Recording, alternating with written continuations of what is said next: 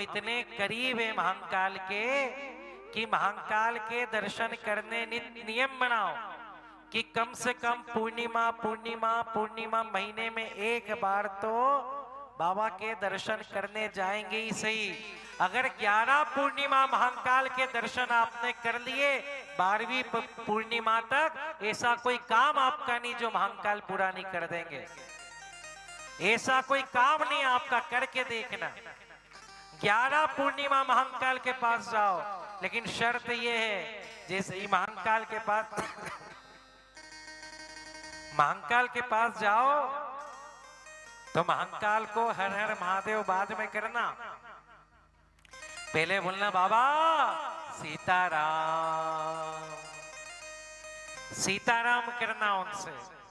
जैसे ही वो देखेंगे सीताराम करा, अरे ये मेरा खास है कोई, मतलब इसको मेरी पर्सनल बातें भी पता है।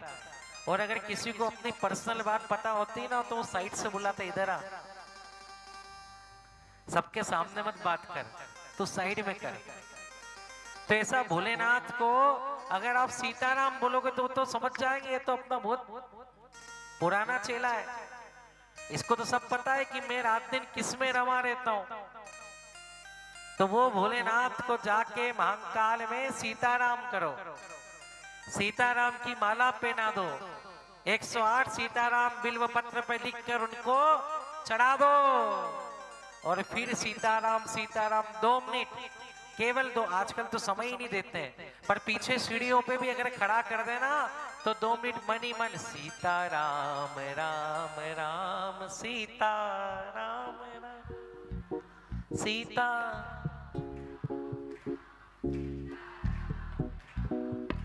सीता राम राम राम सीता।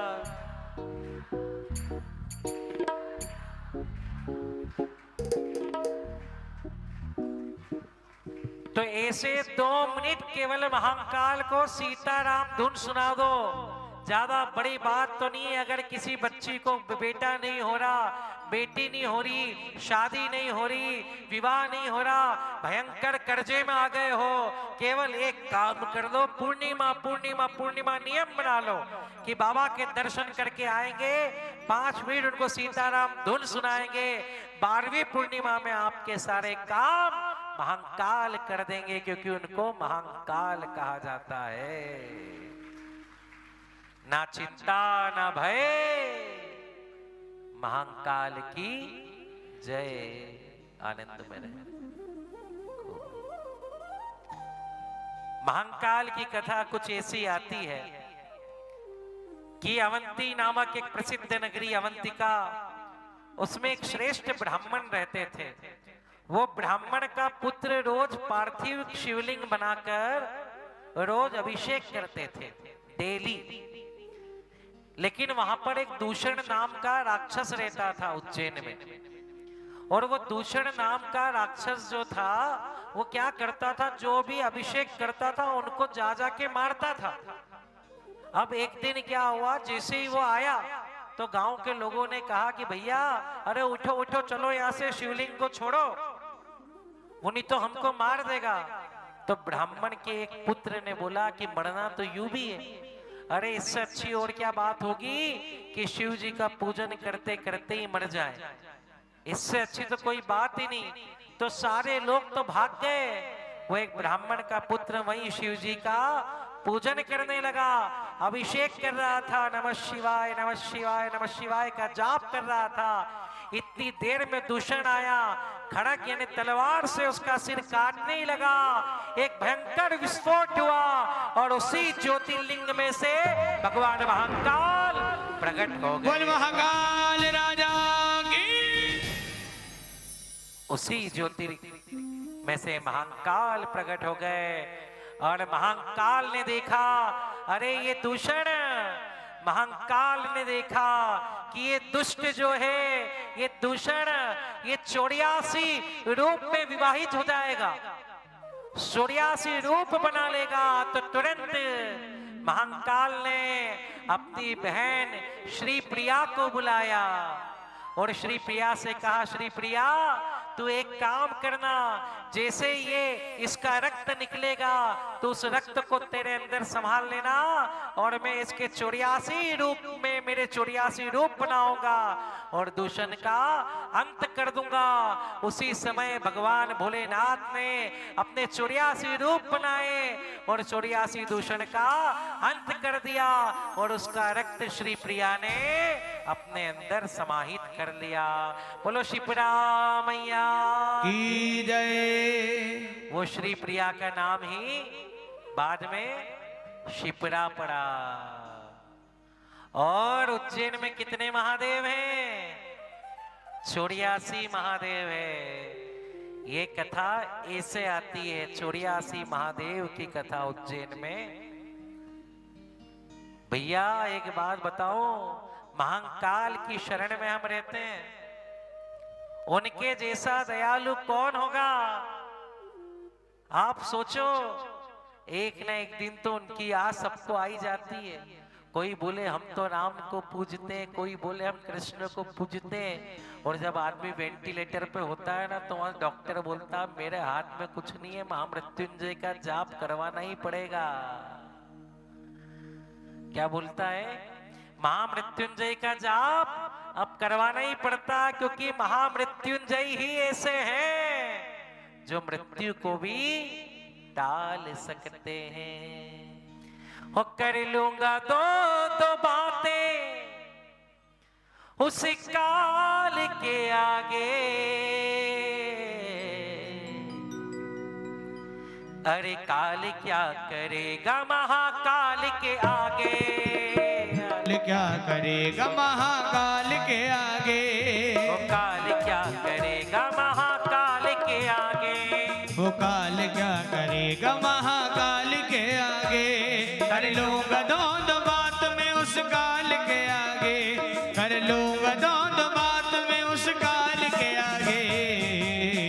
वो काल क्या करेगा महाकाल के आगे। वो काल क्या करेगा महाकाल के आगे।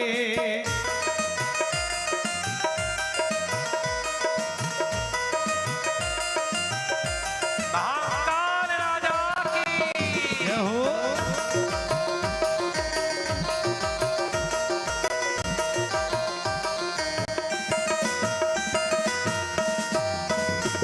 रुतबा है भोलेनाथ का देवों के अवसर।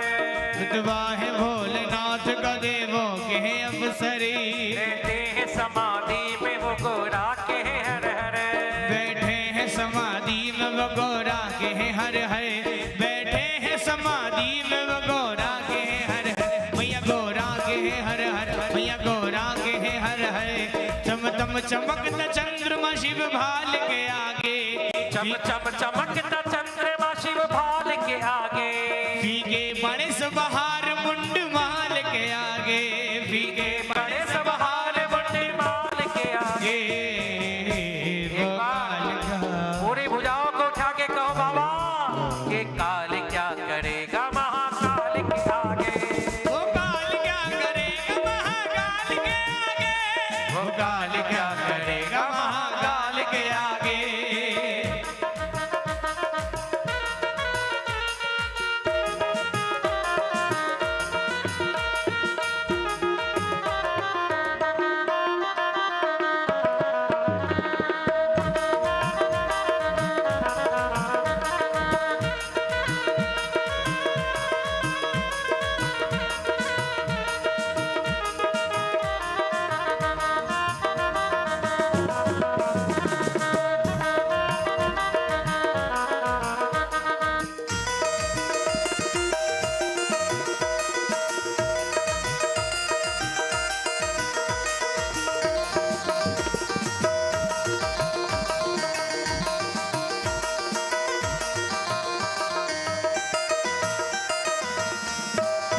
मारकंडे के गले फांसू यमराज ने डाली। मारकंडे के गले फांसू यमराज ने डाली। भोले शंकर ने प्रकट होके उसकी मौत को टाली।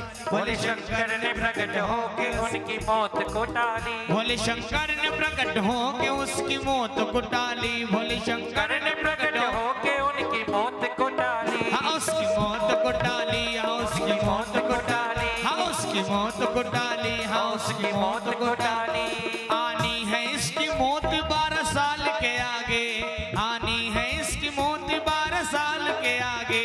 भगता लगा ले ध्यान सुरताल के आगे, भगता लगा ले ध्यान तो सुरताल के आगे।